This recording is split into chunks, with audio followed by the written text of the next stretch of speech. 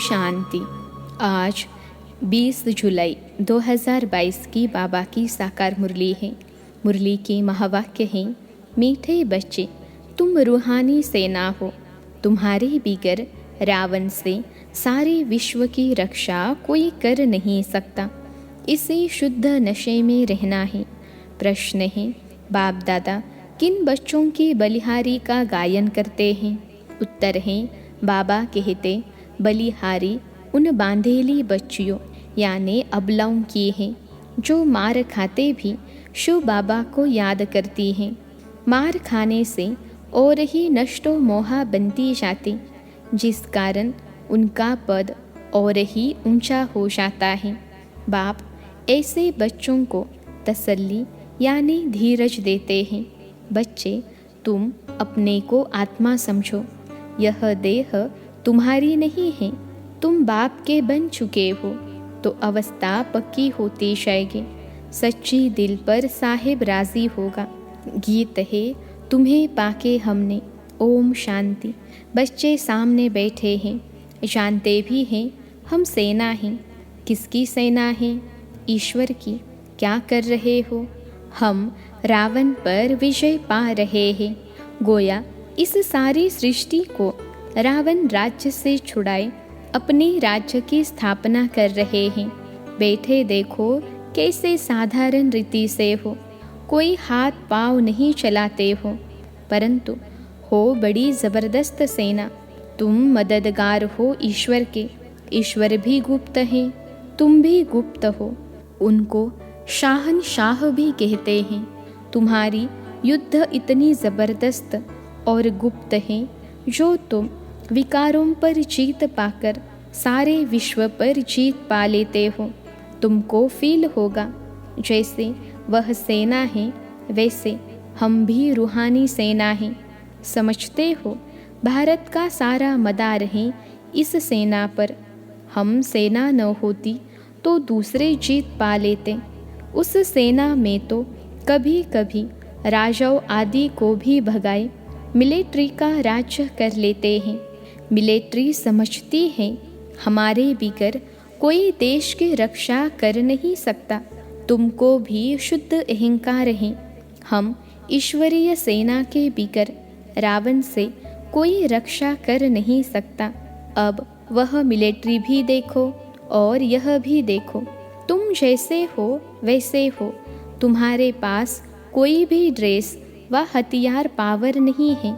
वह तो कितनी ड्रेस पहनते हैं, जैसे स्वांग बनाते हैं। होली में भी स्वांग बनाते हैं। राम की भी सेना दिखाते हैं। उनको मुँह बंदर का दे दिया है। वह तो सिर्फ गुड़ियों का खेल करते हैं।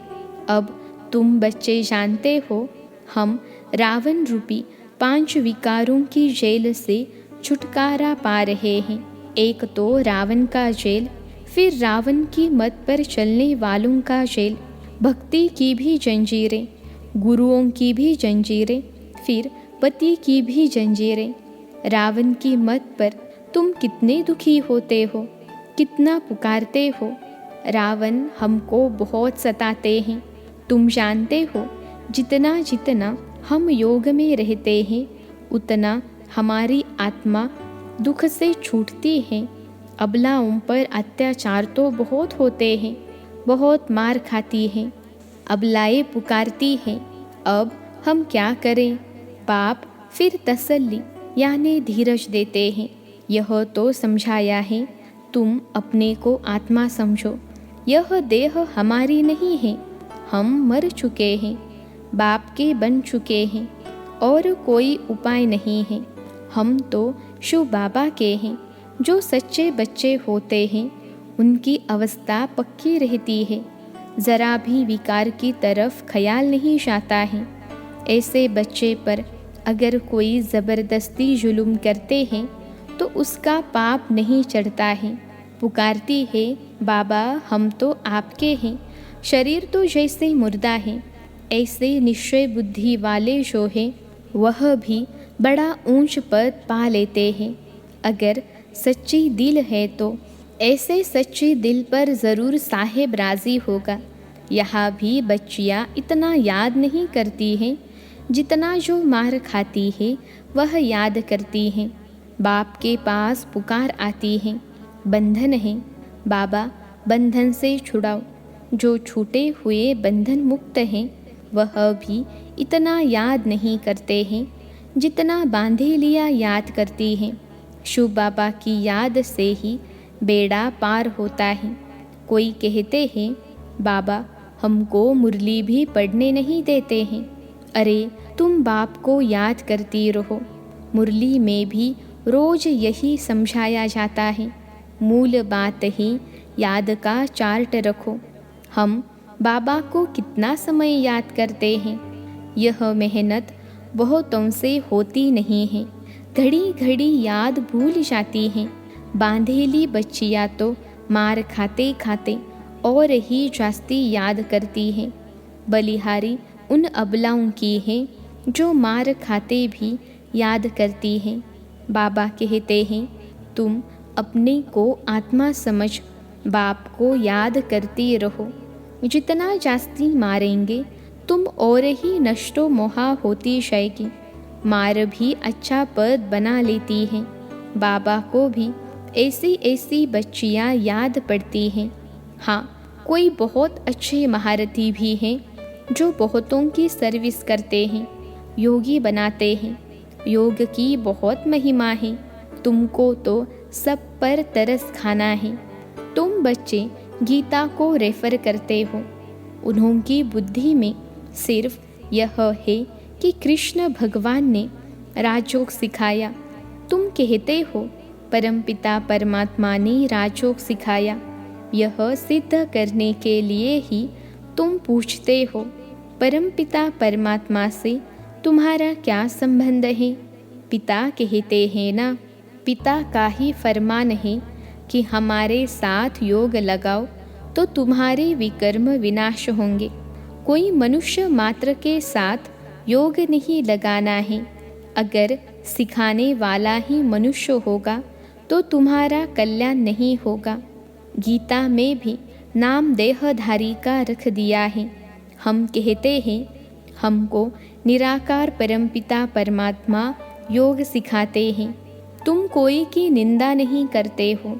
तुम तो बाप की महिमा करते हो, परंतु समझाने वाले बड़े तीखे और सयाने चाहिए, क्योंकि वहाँ बड़े बड़े विद्वान पंडित भी बहुत आते हैं। सन्यासियों की भी सेना है ना, सबके हेड्स आते हैं। तुम बच्चे ऐसे चतुर होने चाहिए जो बात बिल्कुल थोड़ी करो और एकदम तीर लग जाए। जास्ती कुछ भी बोलने की दरकार ही नहीं है, क्योंकि वे क्रोधी भी बहुत होते हैं। उनकी भी बड़ी सेना है। कहाँ से भी निमंत्रण आता है तो तुम जा सकते हो। तुम बच्चे भी समझ सकते हो हमारे में कौन कौन अच्छी ललकार कर सकते हैं। एक अल्फ का अर्थ ही समझाना है। दो चीज़ें हैं बस। बाप अल्फ कहते हैं मुझे याद करो तो तुम विश्व के मालिक बन जाएंगे। यह तो अल्फ भगवान ही कह सकते हैं, जो ही रचयिता है, हेविनली गॉड फादर हैं। वह कहते हैं मुझे याद करो तो तुम्हारे विकर्म विनाश होंगे। श्री कृष्ण को याद करने से विकर्म विनाश नहीं होंगे। कृष्ण अब कहाँ है? उसने तो एक शरीर छोड़ दूसरा ले लिया। निराकार तो अविनाशी है। सारी समझाने इस बात पर देते हैं। कितनी भूल कर दी है। भगवानुवाच मैं तुमको विश्व का वर्षा देता हूँ। कृष्ण कैसे सबको वर्षा देगा? कृष्ण तो भारत का है ना। पतित तो सारी दुनिया है। सबका पतित पावन तो एक ही निराकार है। तुम्हारी बुद्धि में यह सब बातें हैं। भक्ति के पार्ट की भी नॉलेज है। पहले पहले होती है शिव की पूजा। सोमनाथ का मंदिर बना हुआ है। इतना बड़ा सोमनाथ का मंदिर किसने बनाया? और कोई की ताकत नहीं। ज़रूर उस समय इतना साहूकार थे जो ऐसे ही मंदिर बनाए। तुम बच्चों में भी अभी समझ हैं। बरोबर हम कितने साहूकार थे, इतना बड़ा सोमनाथ का मंदिर बनाया है। ज़रूर महाराजा होगा। देवी देवताएं खुद ही पूज्य थे, वही पुजारी बन पड़े, फिर वही पूजा के लिए मंदिर बनाएंगे। ऐसे नहीं कोई एक सोमनाथ का मंदिर बनाते हैं। एक ने शुरू किया, फिर बहुतों ने बनाया, फिर बहुत मंदिरों को लूटा होगा। एक मंदिर से ही इतना सामान निकला जो ऊंट भरकर ले गए। जब चढ़ाई करते हैं तो कोशिश करते हैं कैपिटल को हाथ करें, फिर उनकी विजय हो गई। अब तुम्हारी बुद्धि में है बरोबर यह दिल्ली परिस्तान थी, धर्मराज ने स्थापन किया था। दिल्ली फिर से परिस्तान बनेगी, उसके लिए हम राजयोग सीख रहे हैं। अब तुम सुनते हो तो बुद्धि में नशा चढ़ता है, समझते हो हमारा राज्य स्थापन हो रहा है, हमारा नाम बाला है। कहा भी जाता है गुप्त सेना, नॉन वायलेंस। इतना बड़ा अर्थ कोई नहीं समझते हैं। तुम न स्थूल हथियार उठाते, न काम कटारी चलाते। तुम ही नॉन वायलेंस शक्ति सेना हो, जिन्होंने योग बल से राज्य पाया है। विश्व का मालिक बनने के लिए श्रीमत पर हम एक बाप को ही याद करते हैं। जानते हैं अभी यह नाटक पूरा होता है, फिर नए सिर शुरू होगा। यह अविनाशी नाटक है। यह कब विनाश नहीं होता है। बाकी इतना ज़रूर है, जब नई दुनिया होती तो पुरानी दुनिया खलास हो जाती है। चक्र तो फिरता ही रहता है। यह अनादि ड्रामा है। जैसे भगवान के लिए कहते हैं हाजिर नाजिर है, वैसे यह ड्रामा चक्कर लगाता ही रहता है। इस ड्रामा में सब एक्टर्स है ही हैं। तुम जानते हो मूल वतन और स्थूल वतन है ही है। फिर सतयुग त्रेता चक्र लगाकर फिर रिपीट होता है। यह अविनाशी ड्रामा है। हम एक्टर्स भी ड्रामा में है ही हैं। शुरू से अंत तक सबका पार्ट है ही है। वह छोटा ड्रामा होता है जो पुराना हो जाता है। यह कभी पुराना नहीं होता। यह अविनाशी ड्रामा कब पुराना होता है क्या? नहीं। बाकी हम पार्ट में आते हैं। नए से पुराने हो, फिर पुराने से नए हो जाते हैं। तुम जानते हो बरोबर हम राजा रानी थे, अब रंक बने हैं। रंक से फिर राव बनते हैं। रंक माना फकीर। बाप आकर सबको राह बताते हैं। तुमको बहुत नशा होना चाहिए। यह नई नॉलेज तुमको मिलती है और मिलती भी एक ही बार है। यह समझते हो ना कि हम डायरेक्शन अनुसार इस सृष्टि पर अपनी बादशाही स्थापन कर रहे हैं। बाप कहते हैं मुझे याद करो और बादशाही को याद करो। हाँ, बाकी यह सितम तो होंगे ही। सितम भी कर्म भोग हैं। पुरुष स्त्री को मारता है, ऐसे ही कोई मार सकता है क्या? तुमने भी उनको मारा होगा। वही हिसाब किताब चुकतू हो रहा है। यह सब कर्मों का हिसाब किताब है। अब तुम श्रीमत पर श्रेष्ठ कर्म कर रहे हो। अब कोई भ्रष्ट कर्म नहीं करना। सबसे श्रेष्ठ कर्म है सबको बाप का परिचय देना। बाप का फरमान मिला है, मामेकम याद करो। सभी बाप को ही भूले हुए हैं। शिव की पूजा करते हैं, परंतु जानते कुछ भी नहीं। अमरनाथ पर भी बड़ा लिंग बना रखा है। इतना बड़ा बाप का रूप है क्या? कुछ भी पता नहीं है। अब तुम बच्चे इन सब बातों को यथार्थ समझ गए हो। अच्छा, मीठे मीठे सिखिलते बच्चों प्रति माता पिता बाप दादा का याद प्यार और गुड मॉर्निंग। रूहानी बाप की रूहानी बच्चों को नमस्ते। हम रूहानी बच्चों के सिखिलते रूहानी माता पिता बाप दादा को याद प्यार, गुड मॉर्निंग और नमस्ते बाबा नमस्ते। धारणा के लिए मुख्य सार।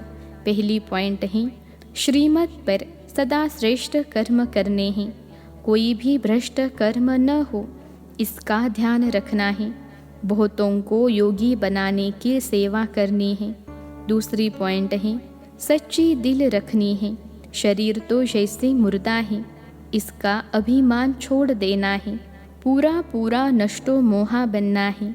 आज का वरदान है, कल्प कल्प के विजय की नोंद को स्मृति में रख, सदा निश्चिंत रहने वाले निश्चय बुद्धि विजयी भव। कल्प कल्प के विजय की नोंद को स्मृति में रख, सदा निश्चिंत रहने वाले निश्चय बुद्धि विजयी भव। विश्लेषण है, निश्चय बुद्धि बच्चे व्यवहार व परमार्थ के हर कार्य में सदा विजय की अनुभूति करते हैं। भल कैसा भी साधारण कर्म हो, लेकिन उन्हें विजय का अधिकार अवश्य प्राप्त होता है। वे कोई भी कार्य में स्वयं से दिल शिकस्त नहीं होते, क्योंकि निश्चय है कि कल्प कल्प के हम विजयी हैं। जिसका मददगार स्वयं भगवान है, उसकी विजय नहीं होगी तो किसकी होगी? इस भावी को कोई टाल नहीं सकता। यह निश्चय और नशा निश्चिंत बना देता है। आज का स्लोगन है, सदा खुशी की खुराक द्वारा तंदुरुस्त, खुशी के खजाने से संपन्न खुश नुमा बनो। सदा खुशी की खुराक द्वारा तंदुरुस्त, खुशी के खजाने से संपन्न खुश नुमा बनो। मातेश्वरी जी के अनमोल महावाक्य। हम कहते हैं कल्प 5000 वर्ष का है, और यह कल्प हर कल्प हुबहू रिपीट होता है। इस पर बहुत मनुष्यों का प्रश्न है। कल्प इतना बड़ा है, वह फिर 5000 वर्ष का कैसे हो सकता है? कल्प तो लाखों वर्ष का होता है। जब ऐसी चीज़ निकली हुई है जिससे मालूम पड़ता है कि यह कोई लाखों वर्ष की है, फिर मनुष्य कैसे मानेंगे कि कल्प 5000 वर्ष का है? अगर कोई कहे कि हिस्ट्री लाखों वर्ष की बनी हुई है, तो उन्हें समझाओ कि लाखों वर्ष की हिस्ट्रियाँ कैसे रह सकती हैं। यह जो कल्प के अंदर इतनी उथल पाथल होती है, इतना विनाश होता है, जिसमें सारी बादशाही का ही विनाश हो जाता है, तो तुम्हारी वो हिस्ट्री साबित कैसे रहेगी? फिर एक्यूरेट हिस्ट्री का कैसे पता पड़ेगा?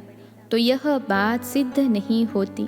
अब अपने को तो स्वयं वर्ल्ड ऑलमाइटी अथॉरिटी परमात्मा एक्यूरेट सुनाता है, और साथ साथ हमें दिव्य दृष्टि द्वारा साक्षात्कार भी कराता है। तो क्या हम उस पर विश्वास नहीं करेंगे?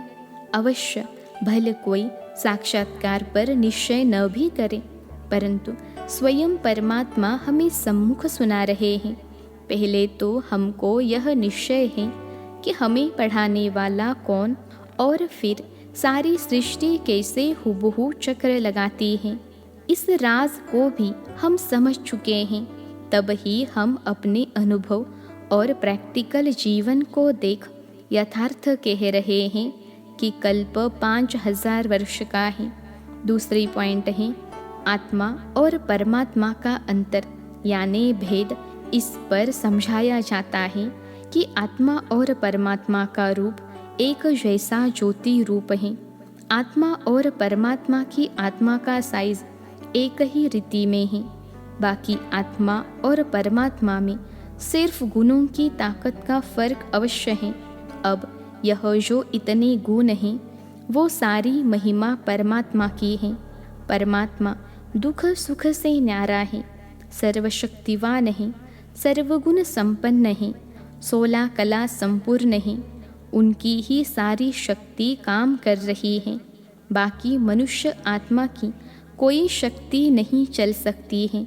परमात्मा का ही सारा पार्ट चलता है।